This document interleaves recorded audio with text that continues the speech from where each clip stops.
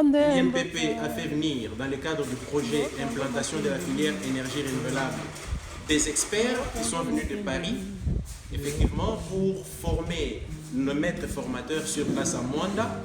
Ces maîtres formateurs proviennent de nos centres de Matadi, de Boma, ainsi que ceux de Mwanda.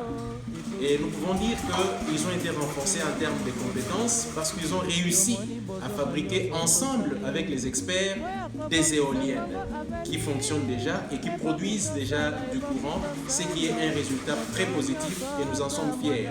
À leur tour, ils devront former la population active parce que nous nous sommes appropriés cette technologie. Bonjour, Jay Hudnall, directeur de Tilleul Énergie Éolienne, petite société fondée en 2007 à Valence, France. Donc moi j'ai commencé dans les petites éoliennes avec Hugh Pigott en 2004. Aujourd'hui on a fabriqué plus de 160 petites éoliennes. Les éoliennes sont fabriquées avec les étudiants, avec les participants, les individuels qui sont intéressés par l'énergie éolienne. Aujourd'hui nous sommes au Congo où avec les INPP on organise une formation de formateurs où on prend le formateur de l'INPP qui spécialise dans l'électrotechnique, comment fabriquer une petite éolienne, comment faire la maintenance, comment faire les installations et comment commencer à développer les petites éoliennes ici au Congo. La construction d'une éolienne, c'est très simple. Il faut juste être rigoureux, bien suivre les dimensions, consciencieux et précis. Nous distinguons plusieurs étapes pour la réalisation d'une éolienne. La première étant le génie civil, qui consiste en la création de 5 plots en béton armé permettant le soutènement et la retenue de notre éolienne montée sur un mât haubané.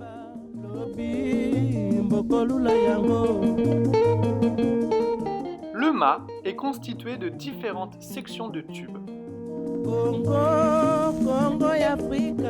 Ils sont assemblés ensemble au moyen de platines soudées permettant la pose d'écrous et de boulons.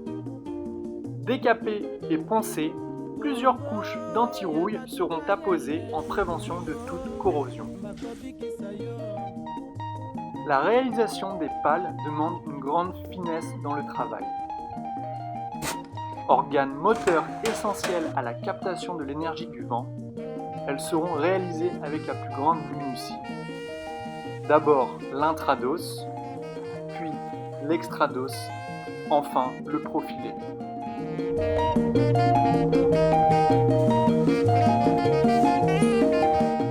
L'épaisseur du bord de fuite sera de moins d'1 mm.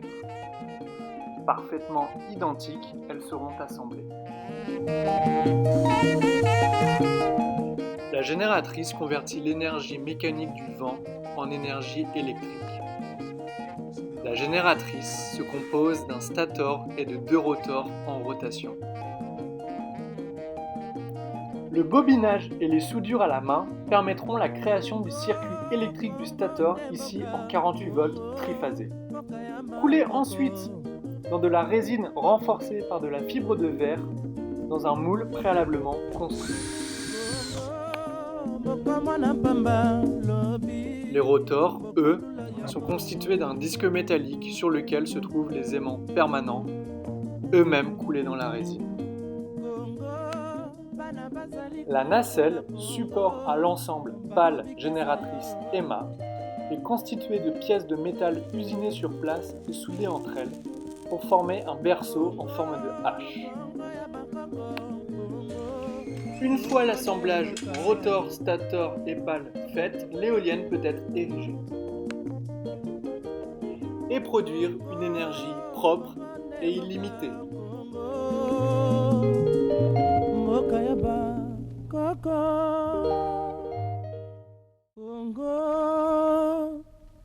Congo nde mboka ngo mokengeli koi, mboka ngo mokengeli léopard.